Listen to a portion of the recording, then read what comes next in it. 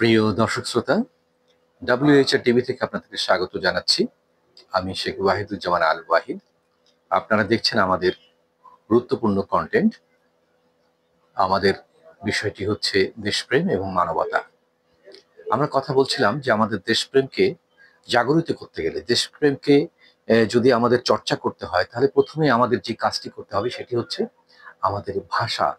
আমাদের আপনি যত যোগ্যতা সম্পন্ন হন না কেন, যত বিদেশি ভাষা জানুন না কেন, সেটি কিন্তু অত বেশি গৌরবের না, যত বেশি গৌরব আপনি আপনার মাতৃভাষায়, আপনার জাতীয় ভাষায় আপনি সঠিক শুদ্ধভাবে যদি কথা বলতে পারেন, সঠিকভাবে বাক্য গঠন করে লিখতে পারেন, নির্ভুলভাবে নির্ভুল বানানে লিখতে পারেন, তাহলে সেটি হচ্ছে গর্বের বিষয়।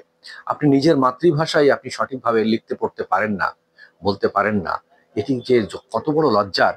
সেটা যখন বিদেশিদের সাথে কথা বলবেন, কোনো বিদেশিকে আপনি বাংলা শেখাতে যাবেন বা সে বিদেশি যদি বাংলা জেনে বসে বা সে যদি বাংলা শিখে থাকে, তার কাছে কিন্তু আপনাকে লজ্জা পেতে হবে। সে বলবে যে আপনি আপনার মাতৃভাষায় সঠিকভাবে কথা বলছেন না। আমরা অনেক কথা বলি, যে কথাগুলো আসলে আমাদের যদিও প্রচলিত রীতি অনুযায়ী সেটা সবার কাছে মনে হয় শুদ্ধ, কিন্তু আসলে সেটা শুদ্ধ নয়।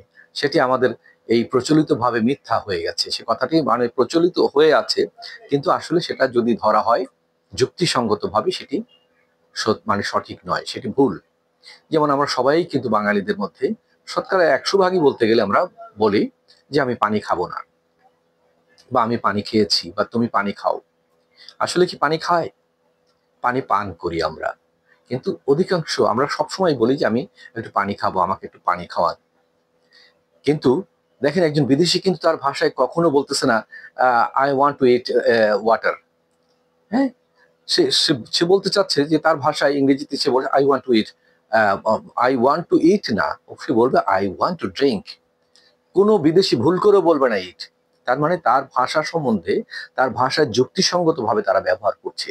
আর আমরা আমাদের ভাষাকে যথেচ্ছভাবে ব্যবহার করছি, কোনো যুক্তি না রেখে, যুক্তির ধার না ধরে আমরা ইচ্ছা মতো যা খুশি তাই বলছি। হ্যাঁ, যেমন আয়শা পড়, একটা লোকে বলতেছে না আয়শা পড়, আয়শা কোথায় পড়বে? এখন বিদেশিকে যদি বলেন যে প্লিজ কাম হেয়ার, বা তুমি আসো এখানে যদি বলেন, তো সেখানে সে যে ভাষায়, তাদের কিন্তু তাদেরও মাতৃভাষা, তাদের ভাষা আছে, আঞ্চলিক ভাষা আছে, কিন্তু এই জায়গাটা তারা কিন্তু সচেতন। হ্যাঁ, আহ, কেউ বলতেছে তুই ফাইটা দা, এখন সে চিন্তা করবে যে কি রে, ফাইটা গেল, বিদেশি মনে করবে যে এটা ফাইটা গেল মানে তো একটা জিনিস বাস্ট হয়ে যাওয়া, কিন্তু সেটা তাকে বলছে চলে যাওয়া। ফুইটা যা, ফাইটা যা, ও ফুইটা গেছে, হ্যাঁ ফুট, এখন তো ফুট। এটা, এই ভাষাগুলো আমাদের আঞ্চলিক ভাষা, আমরা সম্মান করি, কিন্তু সেই ভাষার ব্যবহারটা, সেই ভাষার যুক্তিসঙ্গত একটা মানে তো থাকতে হবে। ফাইটা যা, ফুইটা যা, এটার মানে যদি একজন লোককে চলে যাওয়া তো যেতে বলা হয়, তাহলে সত্যিকারে একটা জিনিস ফেটে যাওয়া বা কিছু ফুটে গেল, এটার মিনিংটা আপনি কি দিয়ে বোঝাবেন বলেন? এটার মানেটা আপনি কি দিয়ে বোঝাবেন? তো এইভাবে আমাদের ভাষার যথেচ্ছাচার করতে যেয়ে আমরা আমাদের ভাষাকে অমর্যাদা করে ফেলেছি, ভাষাকে নষ্ট করে ফেলেছি, এবং যার ফলে আমাদের দেশপ্রেমটা নষ্ট হয়ে গেছে। যদি ভাষাটাকে আমরা ভালোবাসতাম, ভাষা সঠিকভাবে চর্চা করতাম, আজকে দেখেন পহেলা বৈশাখে আমরা একটা জাতীয় উৎসব আমাদের পালন করি, আমরা কি নববর্ষ, বাংলা নববর্ষ। তো সেখানে আমরা পহেলা এই কথাটা ব্যবহার করি আমরা, যদিও পহেলা কথাটা বাংলা ভাষা নয়, এটা ব্যবহৃত হয় উর্দুতে এবং আপনার হিন্দিতে, সংস্কৃত ভাষায়, সংস্কৃতে এটা আছে। তবুও আমরা এখানে আহ নববর্ষ বলতে পারি, এটা ঠিক আছে, বাংলা নববর্ষ।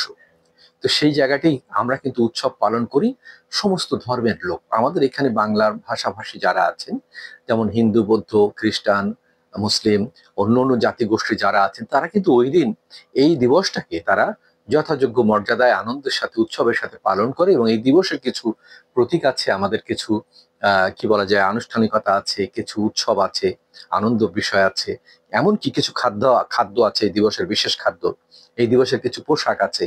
তার মানে আমরা যে পৃথিবীর বুকে একটি জাতি, স্বতন্ত্র জাতি, আমাদের এই দিবসটি আমরা সেখানে ঐক্যবদ্ধ হয়ে পালন করি, সবাইকে জানাই যে এখানে কিন্তু আমরা সব ধর্ম মিলেমিশে এক, আমাদের মূল পরিচয় হচ্ছে আমরা বাঙালি। এই বাঙালির বাংলা যে নববর্ষ, সেটি আমরা পালন করছি, সেই পোশাক আমরা পরছি, সেই খাদ্য খাচ্ছি, এবং সেই বাদ্য বাজিয়ে সেই আনন্দ ফুর্তি সেই উৎসবটা আমরা পালন করছি। অনেক বিদেশিরা আমাদের দেশে যারা এখানে বিভিন্ন দূতাবাস আছে, অনেক বিদেশিরা তারা কিন্তু আমাদের এই উৎসবে স্বতঃস্ফূর্তভাবে তারা যোগ দেয় এবং খুব আনন্দ উপভোগ করে তারা। এবং এটাকে নিয়ে তারা আমাদেরকে গৌরবের বিষয় বলে তারা অনেকে মন্তব্য করে যে তোমাদের এই ঐতিহ্য, তোমাদের যে ইতিহাস, তোমাদের যে নিজস্ব সংস্কৃতি, এটা এত সমৃদ্ধ, আমাদেরকে মুগ্ধ করে। কিন্তু দুর্ভাগ্যের বিষয়, আমাদের দেশেরই কিছু মানুষ আছে যারা ধর্মের দোহাই দিয়ে এটিকে নাজায়েজ বা এই ধরনের একটা ফতোয়া দিয়ে অথবা কিছু নতুন নতুন তথ্য আবিষ্কার করে মানুষকে বিভ্রান্ত করার চেষ্টা করে যে এটা করলে গুনাহ হবে, এটা করলে এই হবে সেই হবে, ভয় দিয়ে মানুষকে কিছু আমাদের যে একটা চিরাচরিত যে একটা ঐতিহ্য ছিল, যে একটা সুন্দর সংস্কৃতি, হাটে, গ্রামের হাটে মেলায় গেলে আমরা যেরকম দেখতাম যে সেখানে কত রকমের আমাদের দেশীয় খাদ্য, ঘরের তৈরি পিঠা অথবা আপনার বিভিন্ন জায়গায় হাটে মাঠে ঘাটে যে খাবারগুলো, তারপরে যে উৎসবগুলো, যে জিনিসগুলো, যে যে বিভিন্ন পাতার বাঁশি থেকে শুরু করে বেলুন, আমাদের হাত পাখা, কত সুন্দর সুন্দর জিনিস আমাদের একটা ঐতিহ্য ছিল।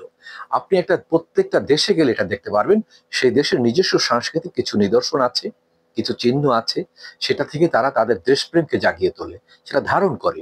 এমনকি এমন এমন দেশ আছে যেখানে গিয়ে দেখবেন তাদের দেশের প্রত্যেকটা মানুষ একটা জাতীয় পোশাক পরে। সে পোশাক দেখলে দূর থেকে চেনা যায় যে এটা তার জাতির লোক।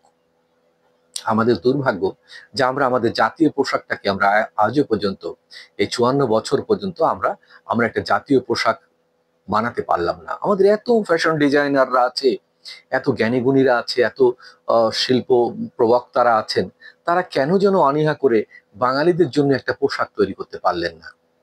যদি বলেন লুঙ্গি আর গেঞ্জি, তো লুঙ্গি তো আপনার বার্মার লোকরাও পরে, লুঙ্গি তো শ্রীলঙ্কার লোকরাও পরে, লুঙ্গি তো ওই মাদ্রাজি লোকেরাও পরে।